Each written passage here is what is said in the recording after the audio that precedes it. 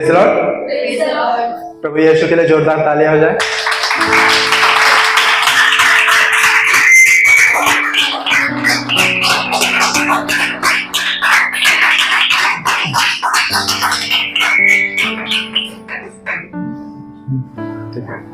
Hallelujah.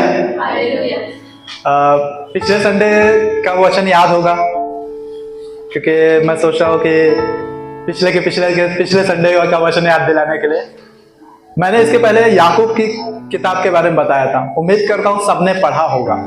मैंने लगभग से सारे पॉइंट को अच्छे से एकदम थोड़ा सा समराइज किया था, मतलब उसको निचोड़ मैंने बताया था। पूरे किताब का 5 अध्याय थे। सबने पढ़ा है ना?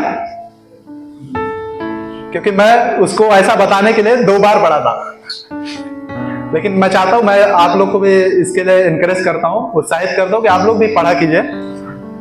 क्योंकि आपको जब बताया जाता है वो आप एक बार पढ़ेंगे तो आपको और भी अच्छे से समझ में आएगा। और बहुत बार ऐसा होता है कि प्रभु का आत्मा जो है वो हमें एक ही वचन के द्वारा बहुत बार हमसे बातें करता है, अलग अलग बातें भी बताता है। हालेलुया। ठीक है, आज का वचन का जो टॉपिक है वो हम मार्ग के बारे में देखेंगे, क्योंकि प्रभु का वचन कहता है कि मार्ग सिर्फ मैं हूं। हालेलुया। निकालेंगे यूहन्ना की किताब, यूहन्ना अध्याय 14 वचन 6। तूने उससे कहा, मार्ग और सत्य और जीवन मैं ही हूं। हालेलुया। बिना मेरे द्वारा कोई पिता के पास नहीं पहुंच सकता। हालेलुया। यहाँ पे वचन हमने सुना कि यीशु कहते हैं कि मार्ग, सत्य और जीवन मैं ही हूं, दूसरा और कोई नहीं। हालेलुया। हम यहाँ पे मार्ग मतलब ये हिंदी का बड़ा शब्द है, इसको आसान भाषा में रास्ता बोलते हैं, रास्ता कहते हैं, पथ। हालेलुया। बहुत बार हम ऐसी परिस्थिति में आ जाते हैं, इस तरह के समस्या में, इस तरह के उलझन में आ जाते हैं कि हमें फटाफट डिसीजन लेना होता है, जल्दी से निर्णय लेना पड़ता है। हालेलुया। ये हो सकता है ऐसा परेशानी हो, या हो सकता है कि कुछ ऐसी परिस्थिति हो जहां पे हमें कभी ना कभी हम अपने जिंदगी में ऐसा होता है, हुआ रहेगा हमें कि हमें फटाफट डिसीजन लेके आगे बढ़ना रहता रहेगा। हालेलुया। और उसमें से बहुत बार ही ऐसा होता है कि जो जल्दबाजी में हम निर्णय लेते हैं, जल्दबाजी में जो हम डिसीजन लेते हैं, जो जल्दबाजी में हम जो रास्ते चुनते हैं, बहुत बार होता है कि हम गलत रास्ते को चुन लेते हैं। हालेलुया। और बाइबल में वचन रास्ते के बारे में एकदम साफ कहता है कि रास्ता सिर्फ मैं हूं। आमीन। हालेलुया। बहुत बार गलत रास्ता चुनने के बाद भी लोग उस चीज को एक्सेप्ट नहीं करते, स्वीकार नहीं करते कि वो गलत रास्ता है। उसके लिए वो जस्टिफाई करने लगते हैं, उसके लिए वो अपने आप को सही साबित करने के लिए कुछ ना कुछ उसको नाम देते, कहते हैं कि हमने मजबूरी में ऐसा किया। हालेलुया। हालेलुया। हम वचन देखेंगे निर्गमन की किताब अध्याय 1 वचन 22। फिरौन ने अपनी सारी प्रजा के लोगों को आज्ञा दी, इब्रियों के जितने बेटे उत्पन्न हो उन सबों को तुम नील नदी में डाल देना और सब बेटियों को जीवित रहने देना। अध्याय 2 वचन 1 से 4 पढ़ते जाइए। लेवी के घराने के एक पुरुष ने एक लेवी वंश की स्त्री से विवाह कर लिया। वह स्त्री गर्भवती हुई और उसके एक पुत्र उत्पन्न हुआ, और यह देखकर कि यह बालक सुंदर है, उसे 3 महीने तक छिपा रखा। जब वह उसे और छिपा न सकी, तब उसके लिए सरकंडों की एक टोकरी लेकर उस पर चिकनी मिट्टी और डाल लगाई, और उसमें बालों को रखकर नील नदी के किनारे कांसों के बीच छोड़ आई। उस बालक की बहन दूर खड़ी रही कि देखे उसका क्या हाल होगा। हालेलुया। ये घटना हम सबको याद होगा, हमने बहुत बार सुना होगा इसके बारे में। यहाँ पे कुछ ऐसा होता है कि जो फिरौन रहता है, राजा जो रहता है उस देश का, वहां पे इजरायली भी रहते हैं, मिस्री भी रहते हैं, लेकिन जो राजा रहता है वो इजरायलियों के विरोध में कानून लाता है, नियम बनाता है। क्यों? क्योंकि उनकी तादाद जो रहती है वो परमेश्वर के लोग रहते हैं, तो उनकी जनसंख्या जो रहती है, वहां के लोग जो रहते हैं, इजरायली लोग रहते हैं, वो बढ़ने लगते हैं। परमेश्वर उनको आशीष करता है और वो बढ़ने लगते हैं। तो वो लोग जो राजा रहता है फिरौन, वो ऐसा कहता है कि आइए हम इन लोगों के साथ चतुराई से व्यवहार करें, कि ऐसा ना हो कि आने वाले समय में ये लोग हमारे दुश्मनों के साथ में मिल जाए और हमारे ही विरोध में युद्ध करें। उन्होंने पहले एक उपाय लगाया। क्या किया? कहा कि उन्होंने भाइयों को हायर किया, वो मतलब नियुक्त किया ऐसे लोगों को जो डिलीवरी के समय मदद करते हैं बच्चे को होने में। हालेलुया। उन्होंने उनको बुलाया और कहा कि जब तुम लोग ऐसा करते हो तो जो भी इजरायलियों में अगर लड़का पैदा होता है तो तुम उसको अपने से ही मार देना। लेकिन वचन कहता है कि वो धाइयां जो थी वो परमेश्वर का भय मानती थी और उन्होंने ऐसा नहीं किया। फिर क्या हुआ कि राजा ने उनको बुलाया और कहा कि तुम मेरी आज्ञा को क्यों नहीं मानते? क्या तुम्हें मेरा डर नहीं है क्या? हालेलुया। तो वो कहते हैं कि इजरायली स्त्रियां जो हैं वो बहुत ही फुर्तीली हैं, बहुत ही मजबूत हैं, हमारे वहां जाने से पहले ही वो बच्चे को जन चुकी होती हैं। तो फिर से राजा एक नया नियम लगाता है उनके ऊपर। क्या कहता है कि अब से इजरायलियों में अगर कोई भी लड़का पैदा होगा तो वो घर के माता पिता ही उस बच्चे को मार देंगे। अगर जो परिवार, जो माता पिता ऐसा नहीं करते हैं तो हम उनके पूरे परिवार को मार देंगे। हालेलुया। फिर क्या होता है? आज्ञा का पालन होता है। जैसा इजराइल के राजा, वहां के फिरौन जो रहता है वो राजा जैसा वो हुक्म देता है वैसा सब करते हैं, क्योंकि एक के जान की वजह से पूरे फैमिली का जान तो खतरे में नहीं डाल सकते। हालेलुया। फिर आगे का हमने जो वचन अध्याय 2 में से हमने पढ़ा, वहां पे फिर ऐसा कहता है कि एक लेवी जाति का स्त्री, एक लेवी जाति के पुरुष आपस में शादी करते हैं और उनको एक बच्चा होता है और वो बच्चा देखते हैं कि खूबसूरत है, अच्छा है बच्चा वो, तो वो मार नहीं पाते अपने बच्चे को। हालेलुया। वो अपने बच्चे को मार नहीं पाते, वो अपने बच्चे को छुपा के रखते हैं और तब तक छुपा के रखते हैं जब तक वो 3 महीने का नहीं हो जाता। हालेलुया। क्योंकि जैसे जैसे बच्चा बड़ा होता है वैसे वैसे ज्यादा रोता है, ज्यादा चिल्लाता है। हालेलुया। जब उनको लगने लगा कि अब हम बच्चे को और नहीं संभाल पाएंगे तो उन्होंने क्या किया? एक सरकंडे का टोकरी बनाया और उस टोकरी को अच्छे से सजाया और अपने बच्चे को रखा और ले जाके नील नदी में छोड़ दिया। उसकी जो बहन थी वो बहन वहीं पे खड़ी थी, उसकी बड़ी बहन जो थी, बहन वहां पे खड़े होकर देख रही थी कि आगे चल के इस बच्चे का क्या होता है। फिर वहां पे वो बच्चा जब बह के जाने लगता है तो फिरौन की जो बहन रहती है, राजा की जो बहन रहती है, उसको कोई बच्चा नहीं रहता। वो अपने सहेलियों के साथ में नदी के किनारे पे रहती है और जब वो देखती है टोकरी में से कुछ जा रहा है तो क्या करती है कि अपने जो उसकी दासियां रहती हैं उनको कहती है कि लेके आने के लिए। जब उसे लेके आती है, देखती है कि उसमें बच्चा है तो वो तुरंत पहचान जाती है, हो ना हो ये किसी इजरायली का लड़का है। हालेलुया। लेकिन उसको कोई बच्चा नहीं रहता है, इसलिए वो उसे अपने पास रख लेती है। हालेलुया। और जब उसकी बहन देखती है कि उसको उसने अपना लिया है तो उसकी बहन दौड़ के उसके पास जाती है और कहती है कि क्या मैं तेरे लिए, इसके लिए तेरे लिए कोई भाई को बुला लाऊं जो इस बच्चे को तेरे लिए दूध पिलाया करे? उसने कहा हाँ, मैं उसकी मजदूरी भी दूंगी। हालेलुया। और गई वो अपनी मां को बुला लाई। हालेलुया। हालेलुया। यहां पे भी हम देखते हैं, क्या देखते हैं कि राजा इजरायलियों को परेशान करने के लिए इतना गिर गया कि वो अपने छोटे छोटे बच्चों को उनके ही माता पिता से मरवाने लगा। हालेलुया। हालेलुया। लेकिन और सबने वैसा किया भी, सबने वैसा ही किया जैसा राजा ने कहा था। लेकिन एक स्त्री पुरुष ने अपने बच्चे को संभाला, अपने बच्चे को लोगों से छुपाया और उन्होंने तब तक छुपाया जब तक वो छुपा सकते थे। हालेलुया। हमें भी चाहिए कि हम कोई भी कार्य को करते हैं तो चाहिए ये कि हम जब तक कर सकते हैं तब तक हमें खुद से करना है, नहीं कर सकते तो परमेश्वर के हाथ में दे देना है। हालेलुया। हालेलुया। यहाँ पे वो लोग भी जैसे बाकी के लोग डिसीजन ले रहे थे, जैसे बाकी के लोगों ने निर्णय लिया कि नहीं हम जो भी अगर लड़का होगा मारेंगे, तो हमने अगर इस बच्चे के बारे में हम जानते हैं। हालेलुया। ये आगे चल के कौन होता है? मूसा। ये वही मूसा था जिसने अकेले पूरे इजरायलियों को छुड़ाया था। हालेलुया। हालेलुया। अब यहां पे वो लोग भी कह सकते थे कि नहीं, मजबूरी है, हम मजबूरी में हमें मारना ही है। हालेलुया। लेकिन परमेश्वर का वचन कहता है कि नीति वचन का 3 अध्याय वचन 6 पढ़ेंगे एक बार। नीति वचन को स्मरण करके सब काम करना, तब वह तेरे लिए सीधा मार्ग निकालेगा। हालेलुया। कहता है कि तुम जो भी काम करते हो उसको ही याद करके हर काम करो। हालेलुया। आप जो भी काम करते हैं, आप देखिए, अपने आप को चेक कीजिए कि जो काम आप कर रहे हैं, क्या उस काम से आप परमेश्वर को महिमा दे सकते हैं? क्या उस काम से परमेश्वर की बड़ाई होती है?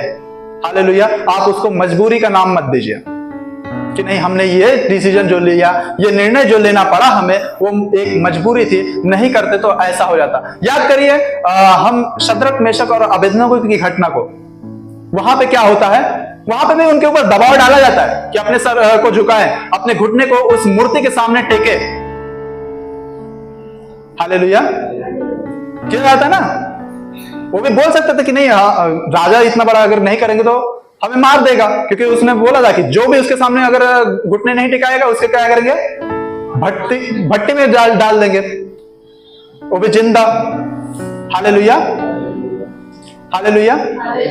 तो बहुत बार ऐसा होता है कि हम कोई ऐसी परिस्थिति में आ जाते हैं और हम डिसीजन लेते हैं, और बहुत बार ऐसा होता है कि वो डिसीजन, हमारा लिया हुआ डिसीजन गलत होता है। क्यों? क्योंकि हम परमेश्वर के वचन के अनुसार उसको नहीं करते। हालेलुया। बहुत जरूरी है हम जो भी काम करते हैं या जो भी निर्णय लेते हैं वो वचन के अनुसार ही हो, क्योंकि रास्ता जो हम चुनते हैं कभी कभी उसका प्रतिफल आने वाले पीढ़ी पर भी पड़ता है, आने वाले जनरेशन पे भी उसका असर होता है। हालेलुया। हालेलुया। अब हम निर्गमन की किताब में ही आगे का वचन देखेंगे। पता है उसके बाद में क्या हुआ? हालेलुया। जब मूसा को वो फिरौन की बहन लेके गई, मूसा अब वहां पे बड़ा होने लगा। कहां पे? महल में। लड़का था, फिरौन की बेटी। फिरौन की बेटी, हाँ, फिरौन की बेटी। हालेलुया। बेटी या बहन जो भी है, देखिए थोड़ा सा। हालेलुया। तो यहां पे ऐसा होता है कि जब अब मूसा क्या होता है, बड़ा होने लगता है। कहां? महल में। एक बार ऐसा होता है कि मूसा महल से बाहर आता है और देखता है कि दो लोग आपस में झगड़ा कर रहे हैं। दोनों इजरायली थे, सॉरी, एक इजरायली था और एक मिस्री था। मिस्री जो था वो इजरायली के ऊपर अत्याचार कर रहा था। वहां पे ऐसा होता है कि जो मिस्री लोग रहते हैं, जो वहां के उस देश के लोग रहते हैं, मिस्री लोग रहते हैं, वो परमेश्वर के जो लोग रहते हैं, इजरायली लोग, उनके ऊपर अत्याचार करते हैं। वो वहां पे उनका औहदा ज्यादा बड़ा था क्योंकि राजा उनके फेवर में था। हालेलुया। और हम अगर उस अध्याय को भी पढ़ते हैं तो वहां पे मालूम पड़ेगा कि इजरायलियों से कैसे कैसे व्यवहार किए जाते थे। हालेलुया। उनसे मेहनत कराई जाती थी और उनको उतनी मजदूरी नहीं मिलती थी। उनको मजदूरी भी सिर्फ उतना ही मिलता था जितने में वो जीवित रहे। हालेलुया। हालेलुया। अध्याय 2 वचन 9 एक बार पढ़ेंगे।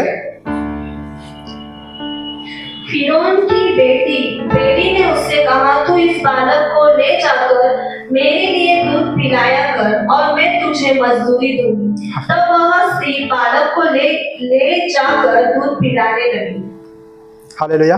वचन 2, अध्याय 2 का वचन 11 से 14। ऐसा हुआ कि जब मूसा जवान हुआ और बाहर अपने भाई बंधुओं के पास जाकर उनके दुखों पर दृष्टि करने लगा, तब उसने देखा कि एक मिस्री जन उसके एक इब्री भाई को मार रहा है।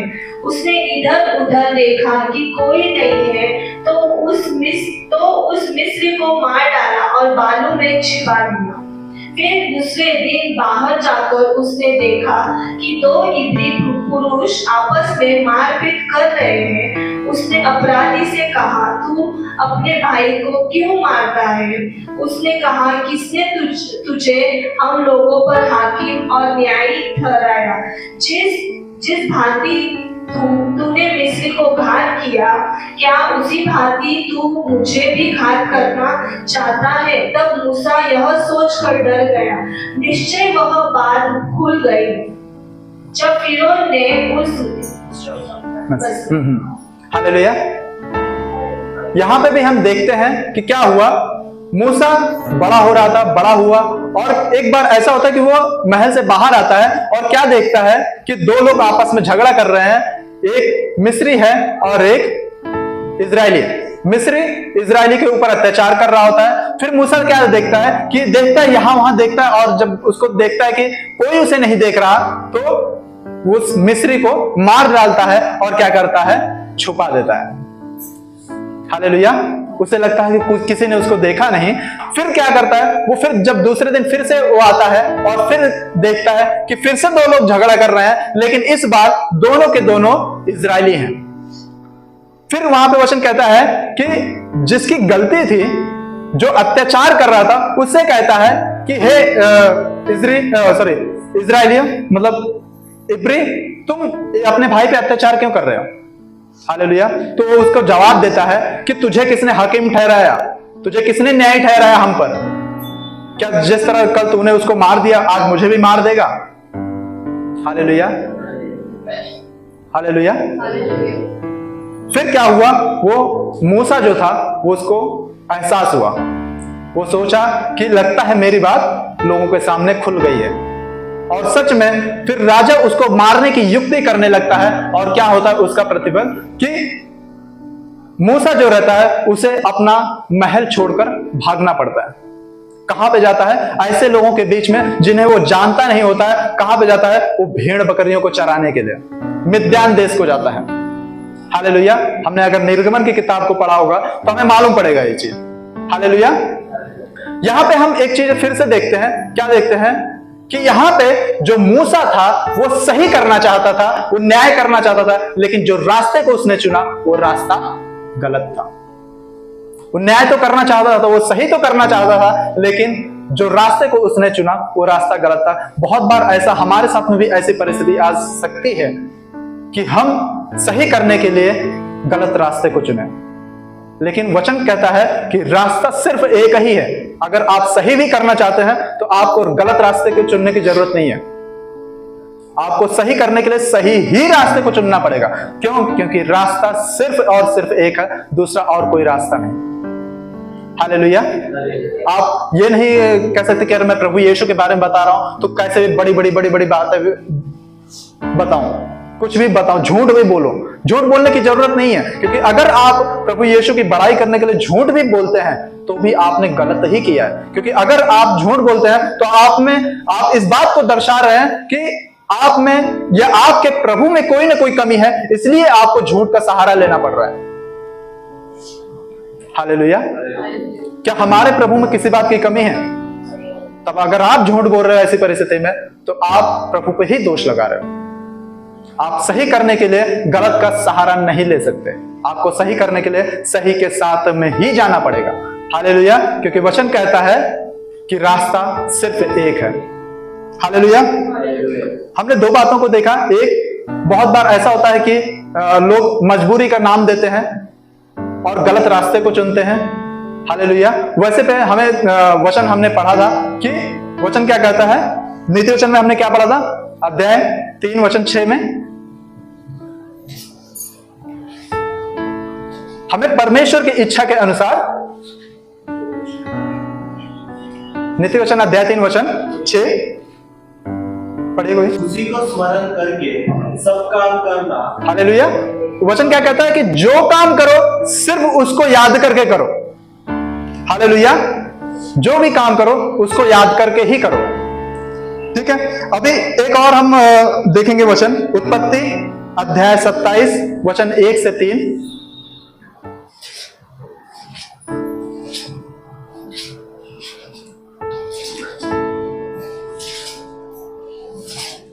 अच्छा, यहां पे अब्राहम का लड़के का नाम क्या था?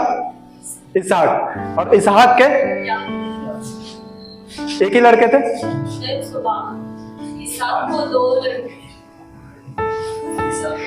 हाँ, इसहाक को कितने लड़के थे? एसाव। हालेलुया। वचन पढ़िए 27 1 से 3। जब इसहाक बूढ़ा हो गया और उसकी उसकी आंखें ऐसे धुंधली पड़ गई कि उसको सूझता न था। तब उसने अपने जेठे पुत्र एसाव को बुलाकर कहा, हे मेरे पुत्र। उसने कहा, क्या आज्ञा? उसने कहा, सुन, मैं तो बूढ़ा हो गया हूँ और नहीं जानता कि मेरी मृत्यु का दिन कब होगा। इसलिए अब तू अपना तलकश और धनुष आदि हथियार लेकर मैदान में जा और मेरे लिए अहेर कर लेना। तब मेरी रुचि के अनुसार स्वादिष्ट भोजन बनाकर मेरे पास ले आना कि मैं उसे खाकर मरने से पहले तुझे जी भर के आशीर्वाद दूं। तब एसाव अहेर करने को मैदान में गया। जब इसहाक एसाव से यह बात कर रहा था, तब रेबिका सुन रही थी। इसलिए उसने अपने पुत्र याकूब से कहा, सुन, मैं तेरे पिता को तेरे भाई एसाव से यह कहते सुना है, तू मेरे लिए आहेर करके उसका स्वादिष्ट भोजन बना। हालेलुया। बस ठीक है। यहाँ पे ऐसा होता है कि जो इसहाक रहता है वो उसके कितने बेटे रहते हैं? 2, एसाव और याकूब। हालेलुया। जो इसहाक रहता है वो अपने बड़े बेटे को बहुत मानता था, और जो उसकी माँ थी, माँ का नाम रेबेका। हालेलुया। सॉरी, इसहाक की माँ का नाम नहीं, हाँ, इसका याकूब के माँ का नाम रेबिका था। इसहाक की जो पत्नी थी रेबिका। हालेलुया। जो उसकी रेबिका थी वो अपने छोटे बेटे को मानते थे। बड़ा बेटा क्या काम करता था? वो शिकार करता था, और छोटा बेटा क्या करता था? वो खेती करता था। इसहाक की परिस्थिति ऐसी थी, वो कहता है, वचन कहता है कि उसकी आंखें धुंधली हो गई थी, उसे सही से दिखाई नहीं देता था, और वो मरने पे था। वो कहता है अपने बेटे को कि इसके पहले मैं मरूं, तू मेरे लिए जाके शिकार करके ला, अच्छा सा मुझे बना के दे, और मैं उसे खाकर जब तृप्त होऊंगा तो तुझे जी भर के आशीष दूंगा। और ये बात उसकी माँ एसाव और याकूब की माँ जो थी वो भी सुन रही थी। हालेलुया।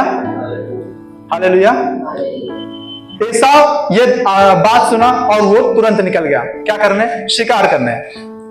और जो उसकी एसाव की जो माँ थी रेबिका जो थी, वो अपने छोटे बेटे को मानते थे, इसलिए वो अपने छोटे बेटे के पास में गई, और उसने आगे अगर हम पढ़ेंगे तो मालूम पड़ेगा कि वहां पे वो छोटे बेटे को कहती है कि तू जाके बछड़े को लेके आ, और मैं उसे बना के दूंगी, और तू उसको लेके जाना, अपने पिता को देना, और वो तुझे खा के आशीर्वाद देगा। वो पूरी बातें उसको बताती है कि ऐसा ऐसा तेरा पिता कहा था। हालेलुया।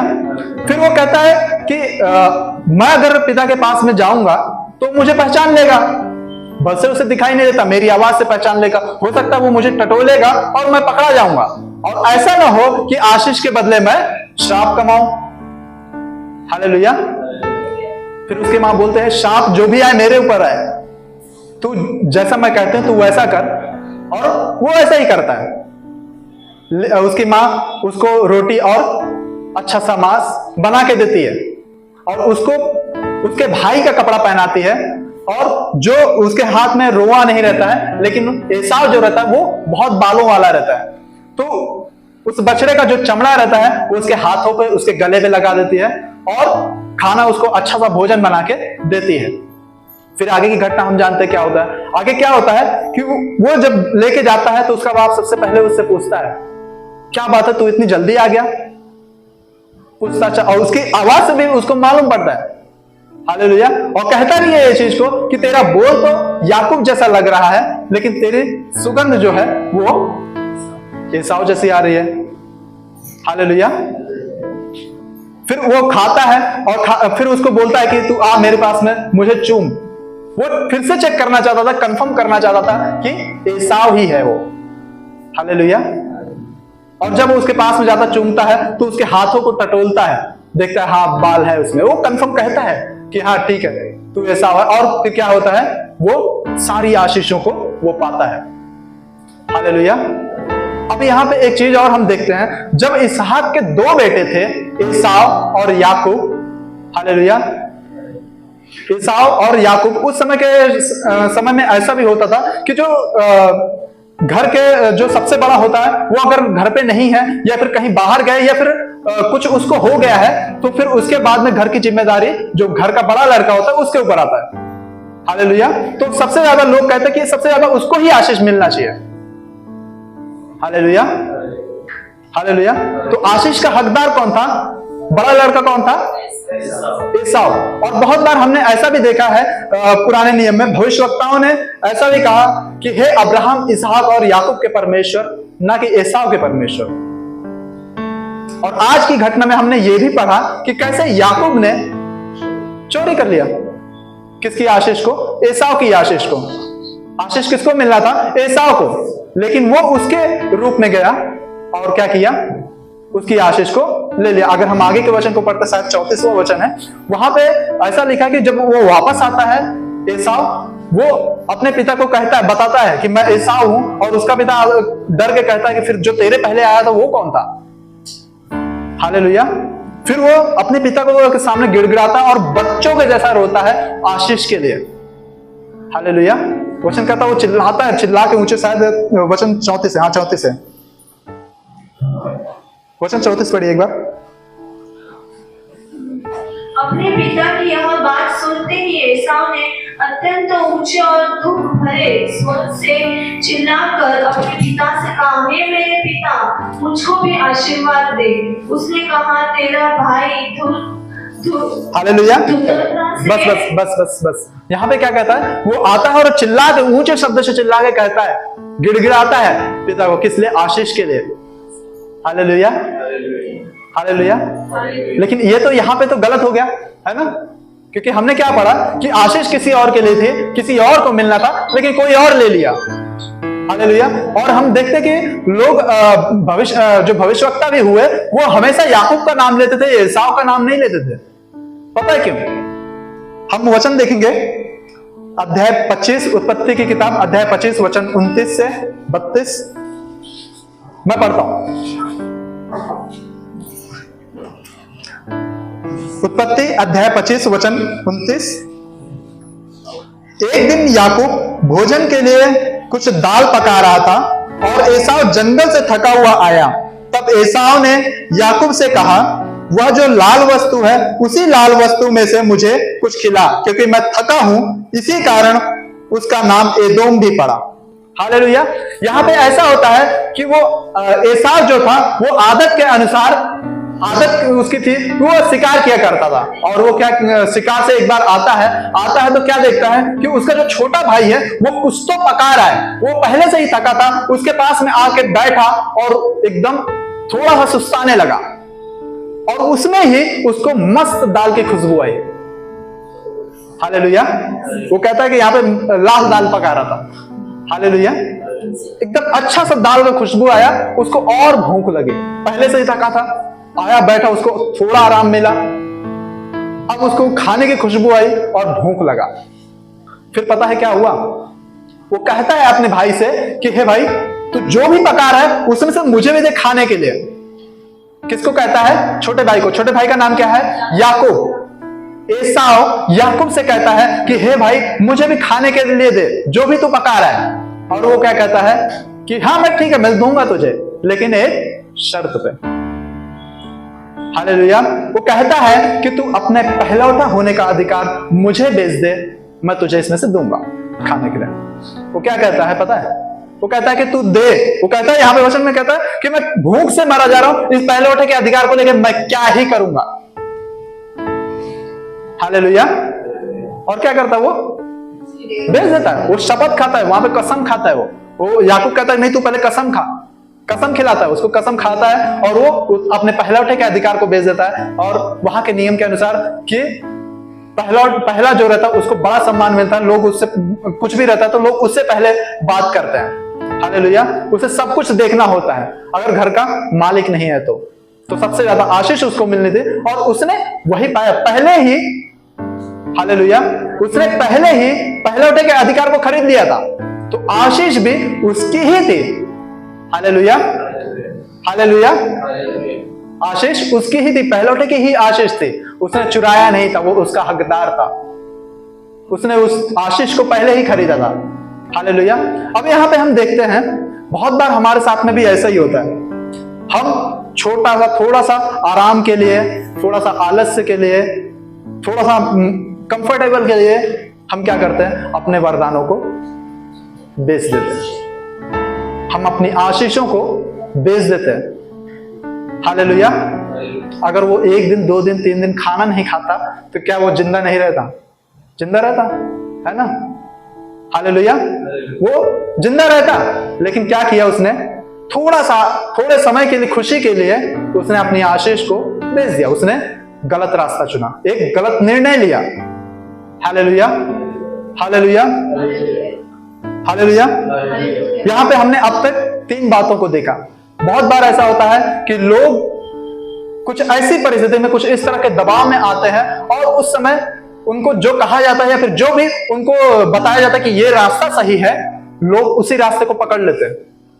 हालेलुया। क्योंकि उनके आसपास की जो परिस्थिति रहती है, उनके आसपास इस तरह की समस्याएं होती हैं और जो उनको बताया जाता है उस समय उनको वही सही लगता है और उस समय परमेश्वर के वचन को वो नजरअंदाज कर देते हैं।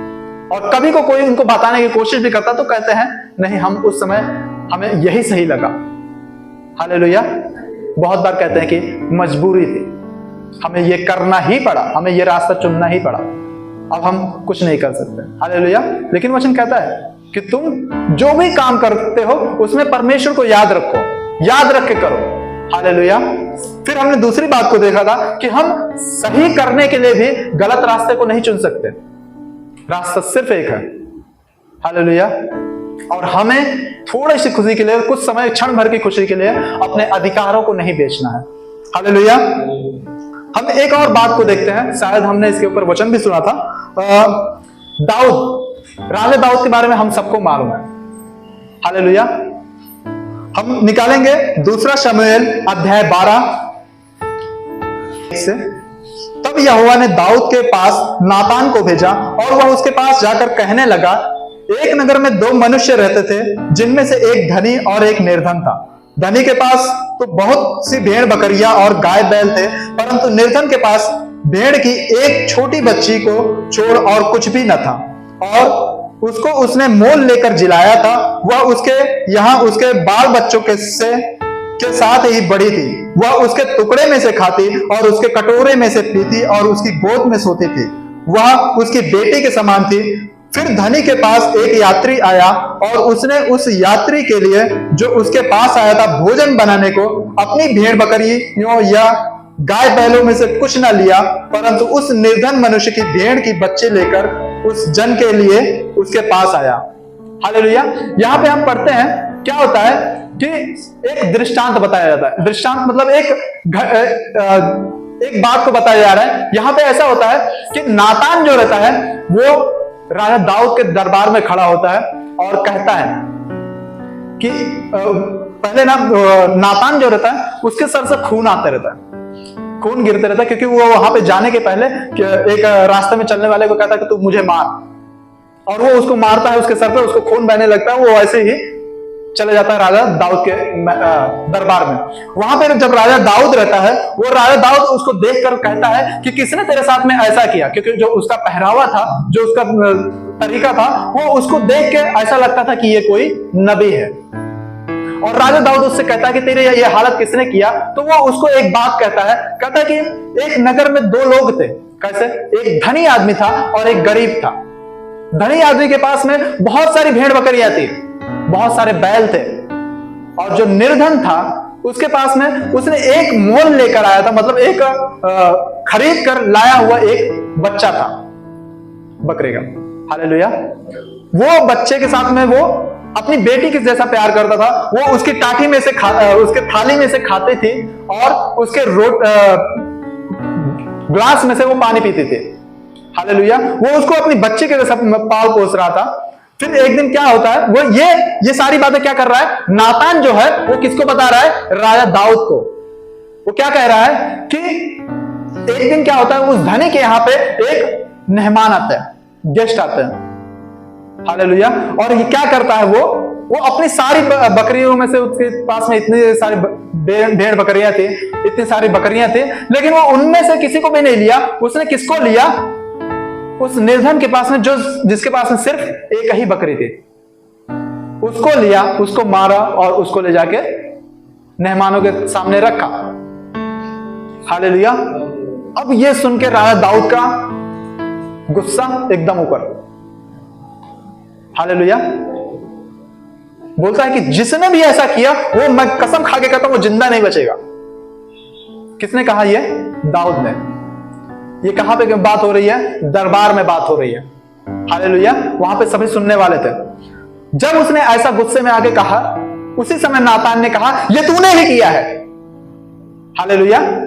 नातान किसको कह रहा है? राजा दाऊद को ही कह रहा है पूरे दरबार में कि ये तूने ही किया, ये तू ही है।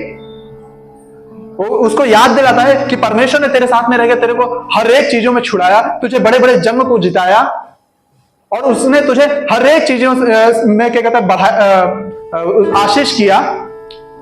हालेलुया। पता है ये बात कहां को, किस बात को बता रहा था? ये उसके पहले की अगर हम घटना को पढ़ेंगे तो वहां पे मालूम पड़ता है कि एक बार राजा दाऊद जो रहता है वो छत पर से छत पे खड़ा होता है और क्या देखता है कि एक स्त्री जो है वो नहा रही है। वो उसको देखता है और उसके मन में अभिलाषा आती है, उसके मन में लालच आता है। वो उसके बारे में पता कराता है तो उसे मालूम पड़ता है कि ये उसके ही सेनापति हित्ती उरिय्याह की पत्नी है। हालेलुया। अब राजा दाऊद चालाकी करता है। क्या करता है? चालाकी करता है। वो उस सेनापति को ऐसे जगह पे नियुक्त करता है, ऐसे जगह पे पोस्टिंग करता है उसकी, ऐसे जगह पे उसको तैनात करता है जहां उसकी मृत्यु 100% श्योर थी, कंफर्म था। वहां पे पहले से युद्ध चल रहा था। वहां पे हो सकता है कि क्या परिस्थिति है वहां पे मुझे नहीं पता, लेकिन अंदाजा लगा सकते हैं कि वहां पे हो सकता है कि सेनाओं कम हो या फिर उनके तरफ से, है ना।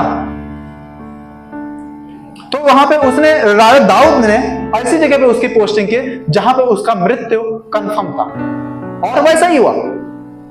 जब हित्ती मारा गया तो क्या किया? राजा दाऊद ने उसके साथ में शादी किया। हालेलुया। राजा दाऊद ने क्या किया? चालाकी किया। और ये बात से परमेश्वर को गुस्सा आया, और परमेश्वर को जब गुस्सा आया तब उसने नातान को राजा दाऊद के पास भेजा। आगे की घटना जो मैंने पहले बताया। हालेलुया। फिर पता है उसके बाद में क्या हुआ? उसके बाद में उसका सबसे छोटा बेटा, जो दाऊद का सबसे छोटा लड़का था, वो मरा। परमेश्वर ने उसको छोड़ा नहीं। हम हो सकता है पवित्र क्यों ना हो, लेकिन अगर हम गलती करते हैं तो उसका कुछ ना कुछ प्रतिफल हमें मिलता ही है। कॉन्सिक्वेंसेस आते ही है। एक्शन का रिएक्शन, न्यूटन्स लॉ। हालेलुया। हम जो भी गलतियां करते हैं या हम जो भी रास्ते को चुनते हैं, उसका हमें भुगतान हमें ही करना पड़ेगा। उसका कुछ ना कुछ रिजल्ट आएगा ही आएगा। हालेलुया। हालेलुया। यहां पे भी ऐसा ही हुआ। परमेश्वर को गुस्सा आया। परमेश्वर ने कहा कि ये तेरा सबसे छोटा वाला लड़का मर जाएगा। और फिर क्या हुआ आगे? उसका लड़का मर गया। सिर्फ एक लड़का नहीं, उसके सारे लड़के मारे गए। सारे लड़के, भल से आए वो परमेश्वर का इतना अच्छा भक्त क्यों ना था, लेकिन जब गलती उसने भी की तो परमेश्वर सबको एक ही आंख से देखता है। ये एक मुहावरा है, एक आंख से देखना मतलब सबको एक जैसा ही देखना। हालेलुया। हालेलुया। परमेश्वर सबको एक जैसा ही देखता है। आप कितने भी बड़ा प्रचारक क्यों ना हो, अगर गलती करते हैं तो, क्योंकि याकूब में कहता है कि सबसे पहले कुल्हाड़ी उनके ही गर्दन पे है, जो प्रचारक है, उपदेशक है। हालेलुया। हालेलुया। यहां पे राजा दाऊद ने चालाकी की, होशियारी की, और उसका फल क्या हुआ? उसका सबसे छोटा लड़का तुरंत मारा गया 1 हफ्ते में। फिर उसके बाद में क्या हुआ? उसके बाकी के लड़के ही मारे गए, सब के सब तलवार से मारे गए। फिर पता है सुलेमान कौन था? सुलेमान उस बत्शेबा का लड़का था। हालेलुया। सारे लड़के राजा दाऊद के मारे गए, कोई नहीं बचा। हालेलुया। हालेलुया। किस लिए? सिर्फ एक गलत डिसीजन की वजह से। पता है उसके बीच में क्या हुआ था? उसके बीच में ऐसा होता है कि उसका, राजा दाऊद के कई सारी पत्नियां थी, तो उसमें से एक जो लड़का था उसका, वो उसकी दूसरी पत्नी की बेटी इसको चाहता था। और जब ये बाइबल की घटना है, फिर क्या हुआ पता है? वो उसकी बहन ही लगती थी और वो उसको चाहता था और उसको पा नहीं सकता था, तो उसने अपने दोस्त की मदद ली और उसके दोस्त ने उसको गाइड किया। गाइड के मतलब रास्ता दिखाया कि कैसे तू उसको पा सकता है। हालेलुया। और फिर उसने वैसा ही किया, उसने उस लड़की के साथ में गलत किया और फिर जो उस लड़के का सगा भाई था उसने फिर उसको मारा। ये आपस में ही एक दूसरे को मारने वाले बने, जो बचे भी वो बाकी के लोगों के हाथ से मारे गए। इस तरह से राजा दाऊद के पता है, इस घटना में जब ये गलत उसके लड़के ने जो गलत किया था उस समय राजा दाऊद उसको कुछ बोल नहीं पाया। पता है क्यों? पता है क्यों? क्योंकि कुछ समय पहले ही उसकी सारी पोल खोली गई थी। उसने जो गलती किया था उस गलती की वजह से अपने बच्चे को गलत नहीं बोल पाया। हालेलुया। और उसका फल क्या हुआ? उसके सारे बच्चे मारे गए राजा दाऊद के। हालेलुया। हालेलुया। ऐसा बहुत बार ऐसा भी होता है कि हमारा एक गलत निर्णय, हमारा एक गलत रास्ता चुनना पूरी जिंदगी खराब कर देता है। हालेलुया। हालेलुया। हालेलुया। हम अगला वचन पढ़ेंगे, मत्ती अध्याय 25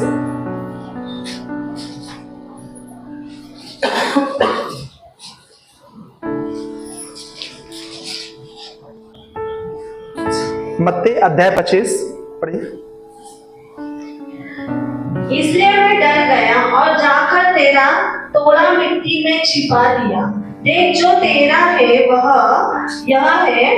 उसके स्वामी ने उसे उत्तर दिया है, दुष्ट और आलसी दास, जब तू यह जानता था कि जहां मैंने नहीं बोया वहां से काटता हूँ और जहां मैंने नहीं छीटा वहां से बटोरता हूँ, तो तुझे चाहिए था कि मेरा रुपया शरीफियों को दे देता, तब मैं आकर अपना धन ब्याज समेत ले लेता। इसलिए बस हाँ, ठीक है। हालेलुया। ये एक दृष्टांत है। हालेलुया। एक दृष्टांत है, प्रभु यीशु बता रहे थे वहां पे। यहाँ पे ऐसा होता है कि एक जो व्यापारी रहता है वो क्या करता है, अपना सब कुछ बेचकर दूसरे शहर को जाता है और उसके जो सेवक रहते हैं वो उनको देता है। क्या देता है? किसी को 5 तोड़ा देता है, किसी को 2 तोड़ा देता है और किसी को 1 तोड़े देता है। हालेलुया। और सबके सब क्या करते हैं, उसको कोई जिसके पास में 5 रहता है वो उसको व्यापार करके 10 कर देता है, जिसके पास में 2 रहता है उसके वो कर देता है 4, और जिसके पास में 1 रहता है वो क्या करता है, उसको ले जाके छुपा देता है मिट्टी में, सेफ। जब वो वापस आता है और सब कोई अपना अपना हिसाब देने लगते हैं, जिसके पास में 5 रहता है वो बताता है कि मैंने व्यापार करके 10 किया है, जिसके पास में 2 रहता है वो कहता है मैंने 4 किया है, लेकिन जिसके पास में 1 रहता है वो कहता है कि मुझे पता है तू बहुत कठोर आदमी है, इसलिए मैं इसको एकदम सेफ रखा है, जमीन के नीचे इसको छुपा के रखा है, ये ले तेरा 1 तोड़ा जो तूने मुझे दिया था। वो कहता है कि जब तुझे मालूम था कि मैं कठोर इंसान हूं, जहां पे मैंने बोया नहीं वहां से मैं काट लेता हूं, तो तुझे चाहिए था कि किसी को दे देता, ताकि मैं आने के बाद में उसका ब्याज समेत उससे वसूल लेता। हालेलुया। फिर आगे का वचन क्या पढ़ते हैं, उसमें मैं लिखा है कि वो क्या करता है कि वो जिसके पास में 1 रहता है उससे वो 1 भी लेकर जिसको 5 रहता है उसको दे देता है। हालेलुया। हालेलुया। हालेलुया। ये ऐसा क्यों करता है? वो उससे डर के, वो क्या कहता है कि मुझे पता था तू कठोर इंसान है, इसलिए मैं तेरा पैसा छुपा के रखा। हालेलुया। बहुत बार ऐसा ही होता है कि हम भी डर से गलत डिसीजन लेते हैं और उसका फल हमें ही भुगतना पड़ता है। हालेलुया। उसके लिए वचन क्या कहता है, नीति वचन का वही 3:6 कि जो भी तुम काम करो, हालेलुया, जो भी तुम काम करो उसमें क्या करो, परमेश्वर को याद रखो। हालेलुया। परमेश्वर को याद रख के तुम देखो कि क्या वो काम सही है या नहीं, ये क्या जो रास्ता तुम चुन रहे हो वो रास्ता सही है या नहीं। हमने क्या क्या देखा कि हमने पहला घटना देखा मूसा के जीवन से। हालेलुया। उनके ऊपर इतनी परिस्थिति आई कि राजा उनके ऊपर इतना हावी हो गया कि वो राजा ने कहने लगा कि अपने बच्चों को तुम्हें खुद से मारना है। उनके पास में वो कह सकते थे, बाकी लोगों ने जैसे चुना वो भी वैसे कर सकते थे, वो भी क्या करते, अपने बच्चे को मार सकते थे। लेकिन उन्होंने वैसा नहीं किया। हालेलुया। और परमेश्वर ने फिर क्या किया, उनको आशीष किया। उनका बच्चा जिंदा था, उनको उस बच्चे को साथ में खेलने के लिए उसे मजदूरी मिल रही थी।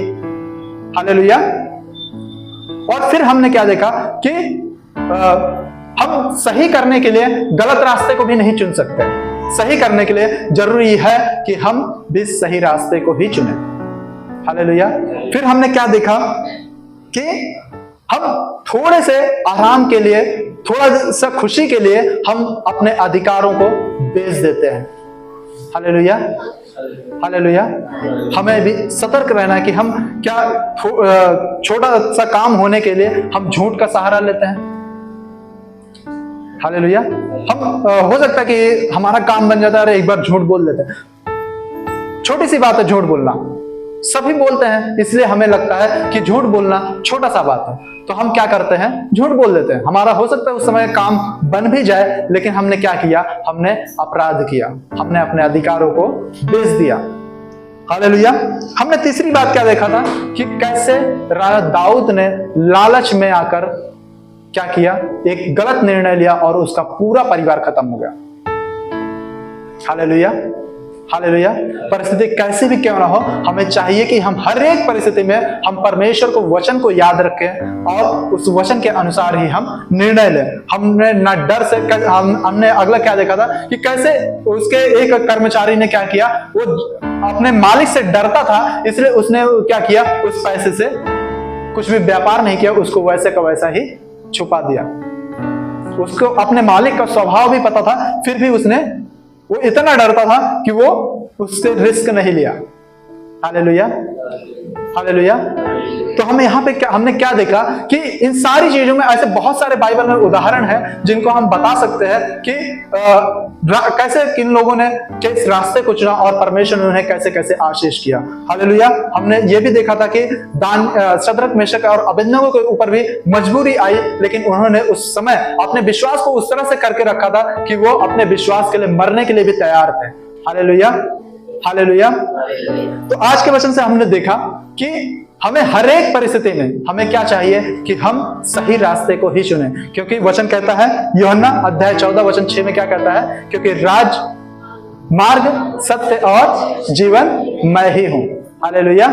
वचन क्या कहता है रास्ते के बारे में कि तुम हमेशा सकरे रास्ते को चुनो। बहुत कम लोग हैं उस रास्ते से जा पाते हैं। हालेलुया। चौड़ा रास्ते में तो देखो बहुत सारे लोग जाएंगे, क्योंकि वहां पे उतनी परेशानियां तुम्हें नजर नहीं आ रही होंगी, क्योंकि वहां से जाना तुम्हें आसान लग रहा होगा। हालेलुया। लेकिन वो कहां को जाता है, वो नरक को जाता है। इसलिए क्या करो, हमेशा सकरे रास्ते से प्रवेश करो। हमेशा जो भी काम करते हो उसमें परमेश्वर को याद रखो। क्या उस काम में अपने परमेश्वर को धन्यवाद कर सकते हो? हालेलुया। क्या तुम्हारा काम परमेश्वर के नजर में सही है? हालेलुया। क्या तुमने जो निर्णय लिया है वो परमेश्वर के राज्य में सही है? हालेलुया।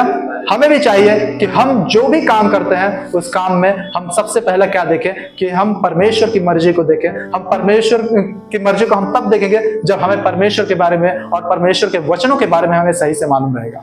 हालेलुया। हालेलुया। आज का वचन उम्मीद करता सबको समझ में आया रहेगा। आज के वचन से सबको आशीष हो। आमीन।